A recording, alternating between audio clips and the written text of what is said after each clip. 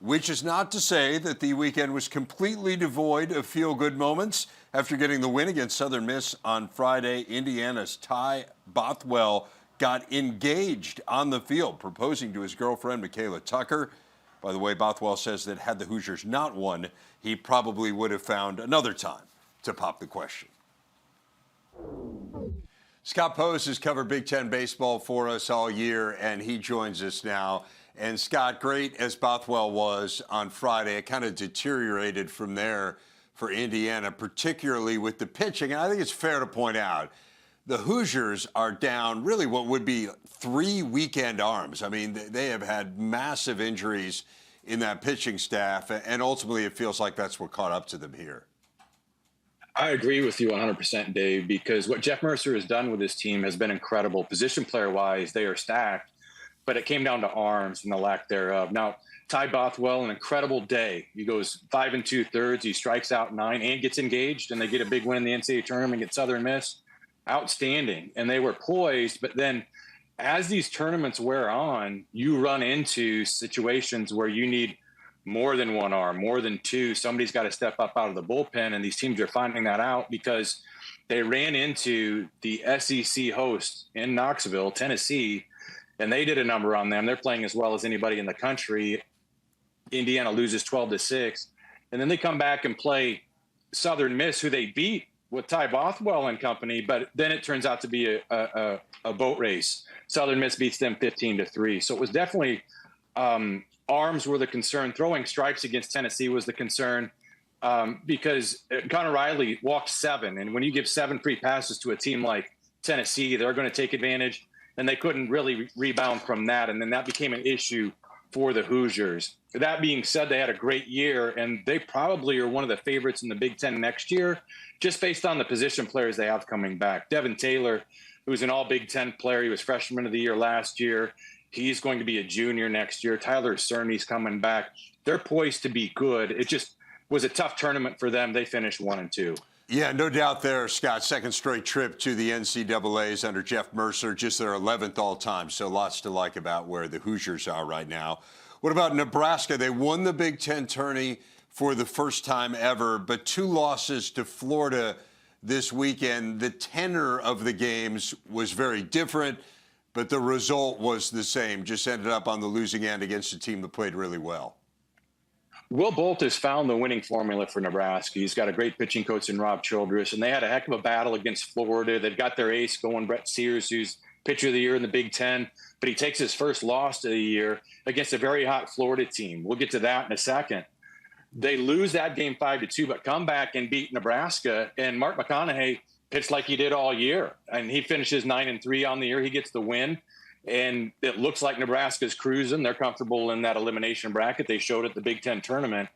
But then they run into a hot Florida team that just wins an absolute slugfest yesterday, 17-11. And when you've got bats like that, and again, when you get in a tournament situation, arms have to step up, and it's usually somebody that hasn't thrown a lot of innings, especially in the bullpen.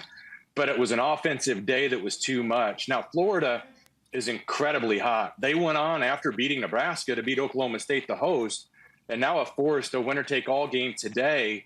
Florida could very well be going on to a super regional. So it wasn't just a fluke loss. These are good teams that the Big Ten teams are playing. Will Bolt found that out against Florida here.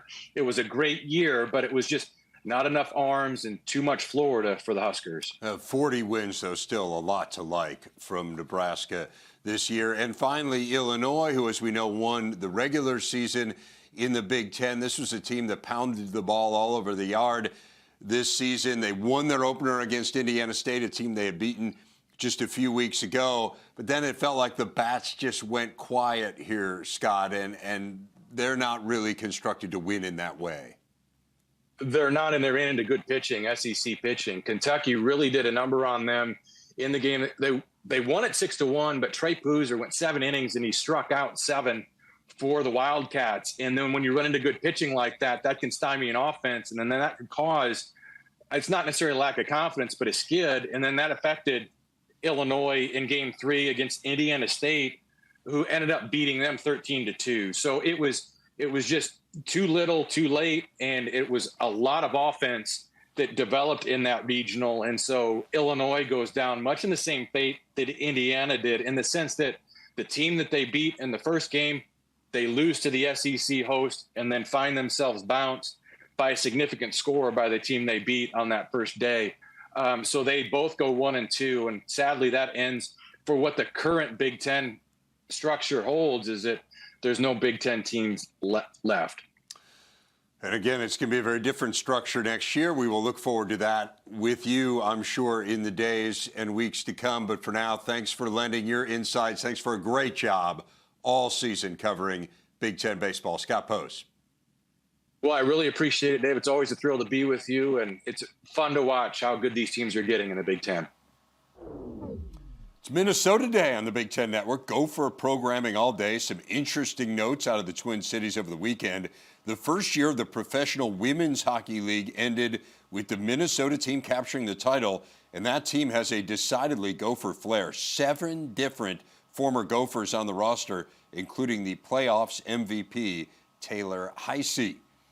Another former Gopher in the news, wrestler Gable Steveson, multiple-time NCAA champ, Olympic gold medalist, is now football player Gable Steveson, despite having never played football. Steveson signed with the Buffalo Bills. They hope to turn him into an NFL defensive lineman. So much more to come on the show, including more on the Gophers. As promised, Mark Coyle, his thoughts on the state of his many programs in the Twin Cities. But next, we're going to turn our attention to Michigan. AD Warde Manuel with the latest from Ann Arbor. National title, 2 new coaches in their highest profile sports. All that ahead. As you may have heard, the Big Ten held its spring meetings a couple weeks ago in Rancho Palos Verdes, California, outside of L.A. Great chance to enjoy part of the new Big Ten footprint, but also to catch up with the conference's movers and shakers. And Rick Pizzo did just that, sitting down with coaches and administrators, starting with Michigan AD Warde Manuel. Warde, I know you're always busy in your role, but this offseason was something different. What was it like to have to hire both a new football coach and a new basketball coach in the same offseason? A little hectic, but ultimately great because of the results. But it was consuming, time consuming. You never think you're going to be in a position to have to hire both, and appreciate Jim and everything that he brought to the table, and had a chance to see Sharon in action as a head coach. He, did great then, did great in conversation with me, and so that was easier in a sense because he was right there, and I knew I was really interested in him, but he had to earn the job, and he talked through it and did an excellent job. Dusty was different because it was a search that I didn't have an internal candidate, and I knew I was going to make it broad, but it worked out great because from the initial review, he was a person that I wanted to target based on his success at FAU, the things that I've heard about him, having personal friends who have worked with him, and just knowing all of the things that I wanted in the next head coach for men's basketball. He really, again, every time we talked about with him or somebody about him, it just made it more and more that he was the person I was interested in, and it worked out. As you said, perhaps the ultimate job interview was Sharon in practice, actually coaching seriously meaningful games. What impressed you the most about what he did as the interim? How calm he was, and what a leader he was of the team.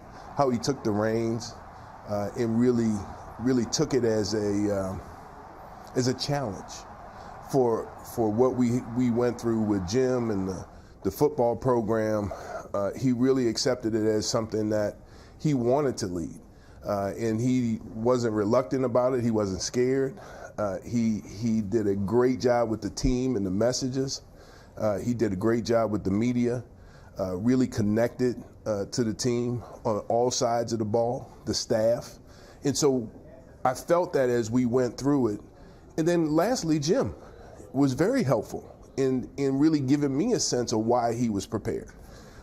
And so having known Jim since I was 18 and we played together on the football program, I took his advice it was very meaningful to me for him to really think that highly of Sharon in his preparation and being prepared to really take the reins and move it forward.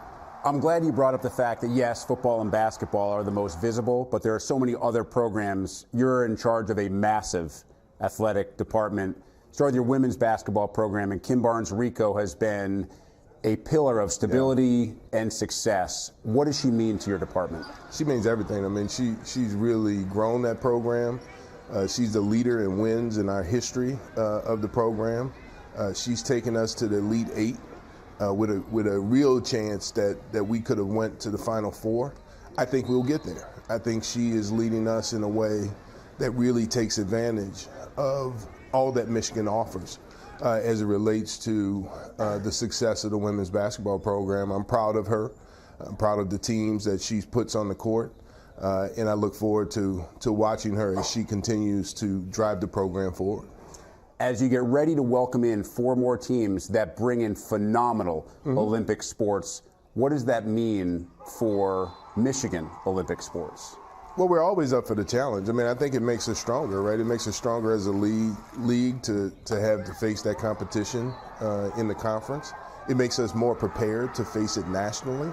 And so I think I welcome all 4 tremendous institutions and with tremendous programs, great ADs, great coaches, great student athletes. And so we welcome that, and we just have to rise to the challenge, just like they do. No matter what sport it is, Ward, no matter what coach we're talking about, everybody has to be prepared for the unknown with ongoing litigation that could completely change the face of sports with revenue sharing, what the transfer portal will be, what the NIL will be. How do you manage the unknown for this department?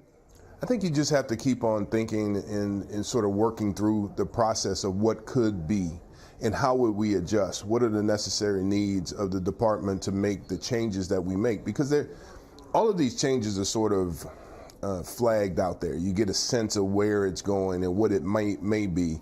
And I think it's just facing it head on and not sort of running away from the challenge and saying, oh, well, this is not how it used to be. I think we have to make sure we're moving forward, and that's what I talk to our staff and our coaches about, is really embracing how can we be better as things change within our environment and not lament what we're losing or what the past used to be like. We have to move forward, and that's what I talk to our staff about, and so we have to think forward and prepare. When we get to this point in the spring and you reflect back on the year that was, how does an athletic director define success and decide what needs to be addressed or adjusted? Yeah, well, when we talk to our head coaches and our student athletes all the time, success is defined so many different ways by different schools, different programs, and so forth.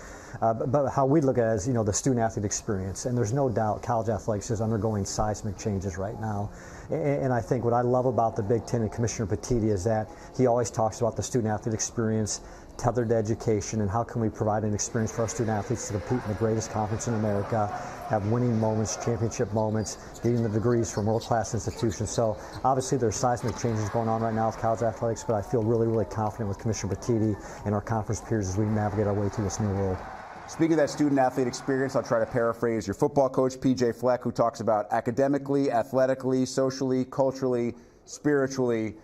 I know PJ and the staff probably not overly thrilled with what the record was last year, but Floyd in the Twin Cities and another bowl win, which, Mark, as you know, could be credited almost as much academically as it could be athletically. Yeah, no doubt. And again, PJ to be the first one to tell you, disappointing season, 5-7, but again, the opportunity to go to a bowl game based on our academic marks. We're having record grade point averages with our football program, record graduation rate with our football program, and as I said, PJ's old-fashioned values package high def. At Minnesota, he continues to build this program. He's going into year 8 with us. And again, he's got a lot of optimism with this year. We have a great opening game against North Carolina, and then we get into Big Ten play, have a chance to come out here, play at UCLA, have a chance to play USC at home with some of our new members, Wisconsin, of course, Iowa, those big games for us. So again, a lot of excitement for our program. But last year, when you look at last year, obviously getting Floyd back to the Twin Cities was a big deal, a lot of excitement, and again, just really excited for the upcoming season. Hard to believe that both you guys have been there for almost a decade already. It's amazing how quick time goes. We were joking last night when they were on honoring some of the distinguished guests here, Gene Smith, who's such an icon in our conference, the athletic director at Ohio State, and Gary Barta, a longtime athletic director at Iowa. You know, they said, hey, when they get rid of us, it might be just the four of us at a table with our wives doing a celebration. But yeah, it's hard to believe. But again, we're so fortunate to have PJ at Minnesota. What he and his wife Heather have done. You know, obviously with our football program, we've won 6 straight bowl games. We've had big wins over Wisconsin, the win over Iowa last year. People forget we beat Auburn in the Outback Bowl a few years ago. So he's doing a lot of firsts for our program, and it's just really exciting time to have him here at Minnesota.